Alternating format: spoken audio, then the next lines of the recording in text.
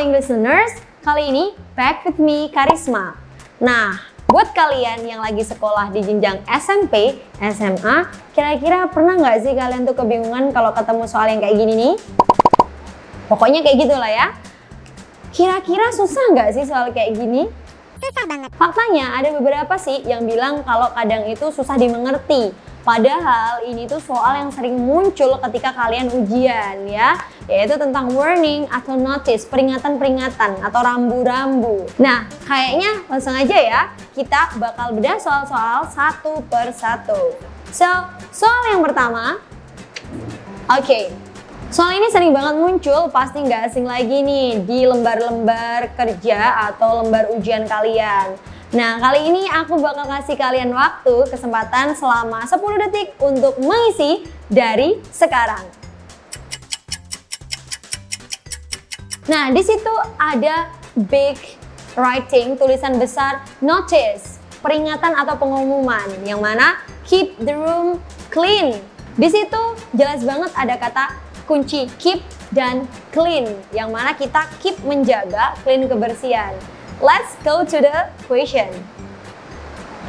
What does the notice mean?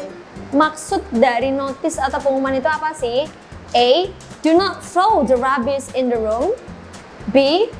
Don't sleep in the room. C. Do not destroy everything in the room. And D. Do not speak in the room. Nah, kayaknya langsung aja kita fokus ke poin yang pertama. A, ada kata throw rubbish, membuang sampah. Poin B, sleep, tidur.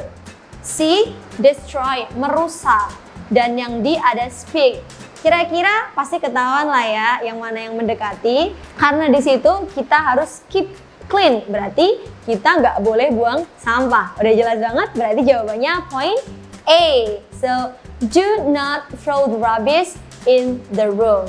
The second question. So, di situ jelas tertera ada gambar toilet, closet ya, yang digaris garing. Jadi biasanya pasti larangan. Tapi larangan apa dulu? Kita bisa baca. Don't use this toilet. It's being repaired. Thank you. Ada kata don't, berarti nggak boleh. Use, menggunakan ya. Jangan gunain ini. Karena it's being repaired, dari kata repair yaitu perbaikan, dalam masa perbaikan. Kayaknya kita langsung aja ke question. What should we do after reading the notice? Apa yang harus kita lakukan kalau kita ngelihat perintah kayak gini? Sudah pasti don't, dilarang ya. Oke, yang pertama, keep the toilet clean. Point B, help repair the toilet. C, use the toilet on purpose. D, use another toilet. Karena kalau kita dilarang pakai dalam masa perbaikan, berarti kita nggak boleh pakai itu dong. Makanya kita langsung keep point yang mana nih kira-kira? Ya, poin yang benar adalah D. Jadi kita harus nyari toilet yang lain karena toilet ini dalam fase perbaikan. Point A, keep the toilet clean. Dari kata clean, bersih. Kita kan nggak disuruh untuk menjaga kebersihan, tapi lebih ke dilarang ke sana. Next, help repair the toilet. Bantu untuk repair, memperbaiki. Now, use the toilet on purpose ya. Gunain toilet itu. That's a big no. Jadi, the answer is D. The third question. Oke, soal ini aku kasih clue dikit deh. Biasanya ada di library atau perpustakaan. Nah, 10 detik dari sekarang.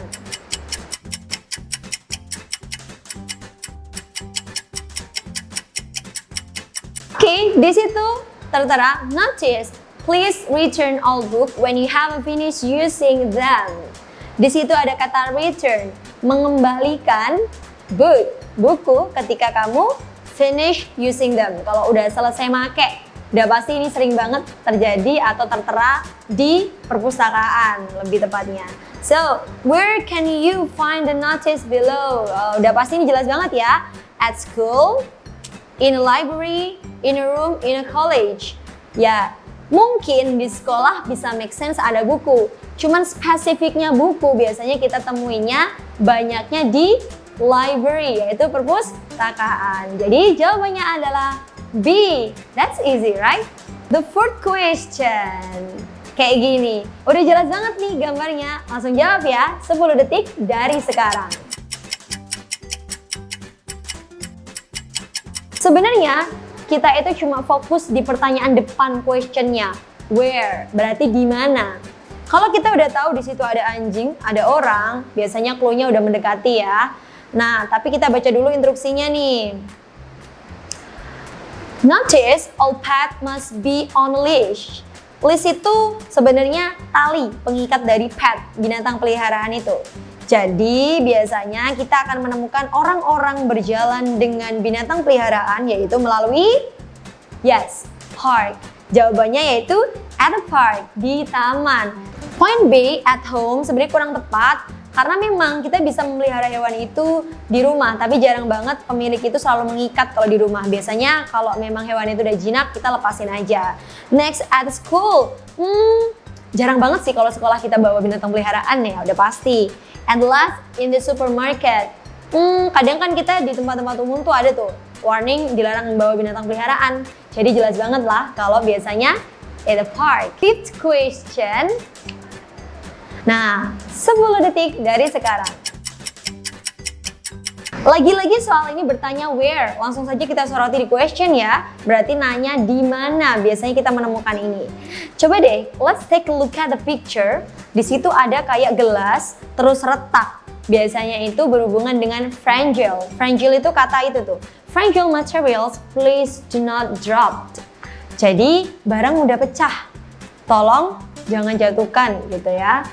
Jadi, kira-kira kalian pasti tahu deh, kita sering nemunya di mana? Yes, that's exactly. Di on a box ya, point A. Kadang kalian biasanya kan lihat tuh kalau di box pasti ada tulisannya tuh ya, jangan dibanting, barang mudah pecah. Berarti, let's say kita sering menemukan di box. Nah, untuk point yang B, in a room. Sebenarnya kalau di room itu kurang tepat ya, karena dia kurang spesifik. Karena biasanya dalam room itu banyak banget benda. Jadi benda mana nih yang gampang pecah? And then for point C, on a table. Jarang juga sih nemu di table kalau barang mudah pecah ya. And the next, on the house roof. Jarang juga udah pasti. Jadi jawabannya adalah A, on the box. Soal ke-6. 10 detik dari sekarang. Nah, pastinya langsung kelihatan dong, itu bukan simbol semak-semak belukar ya, by the way, tapi itu simbol fire. Nah, namanya juga fire, berkaitan tentang fire, kita lihat poinnya. Of, poisonous, poisonous itu lebih keracun ya. Burn easily, mudah terbakar. C, very dangerous, sangat bahaya. And then C, light and C, very dangerous, sangat bahaya. D, light and expensive, maksudnya itu ringan dan juga mahal. Nah, kayaknya setelah diartikan kan jelas banget. Kalau api berarti berhubungan dengan mudah terbakar. The answer is B. Soal ke-7. 10 detik dari sekarang. Nah, di situ ada simbol kayak petir ya sebenarnya, kayak petir. Nah, terus ada kata don't touch. Udah pasti dilarang menyentuh, right? Terus kita coba beralih ke pertanyaan. What is the caution about? Itu peringatan untuk apa sih? Oke, langsung aja karena dia itu don't touch the wire, it may cause electric shock. Kesetrum, so kayaknya yang paling cocok poin B karena don't atau do not touch. Jelas banget, forbidden to touch, nggak boleh, dilarang untuk menyentuh. Soal ke-8. 10 detik pastinya dari sekarang. Di soal ini kita baca dulu. Caution, avoid direct contact. Direct itu langsung, kontak yang ngontek langsung. Karena ada kata avoid, hindari. Maka kita harus menghindari kontak langsung. The question, what should you do if you see the notice below? Poin pertama, you should contact the director of the company. Kamu tuh seharusnya mengontak director dari perusahaan. Yang kedua, you should avoid the director. Sebenarnya kelihatan banget karena sama-sama ada kata avoid, menghindari ya. Kamu seharusnya menghindari the director, tapi hindari the directornya poin kedua nih. Poin ketiga, you should directly do physical contact. Kamu seharusnya langsung kontak secara langsung ya, physical contact. Physical contact nih, physical ya. Dan you shouldn't do physical contact. Should not jadinya nggak boleh atau nggak seharusnya ya. Do the physical contact. Kamu tuh nggak seharusnya untuk ngontak langsung. Sebenarnya jawaban yang B sama D itu sama aja kayak negatif ya. Menghindari poin B, kalau yang D itu adalah tidak seharusnya. Tapi di poin B ini menghindari direkturnya. Kalau poin D menghindari untuk kontak langsung. Sesuai quotient itu, kita bukan disuruh untuk hindari direkturnya, tapi untuk kalau bisa jangan mengontak langsung. Jadi poin yang tepat adalah D. So, you shouldn't do physical contact. Kamu tuh nggak seharusnya melakukan kontak secara langsung. The last question. Kayak gini nih bentuknya. Jelas ada clue-nya hand. Coba sekarang jawab 10 detik dari sekarang. Kita lihat pertanyaan perintahnya dulu ya. So, the notice above means berarti di situ ada gambaran tangan, terus ada notice. Employees must wash hand before returning to work. Employee, pekerja, itu harus wash the hand, jelas sekali ya, sebelum memasuki area bekerja. So, kita lihat saja poin A, wash hand before work. B, wash hand before eat. C, use the soap for washing hand. D, wash hand in the bathroom. Intinya cuma disuruh cuci tangan sebelum masuk ke ruang kerja. Jadi kita lihat instruksi yang pakai kata wash. Cucilah.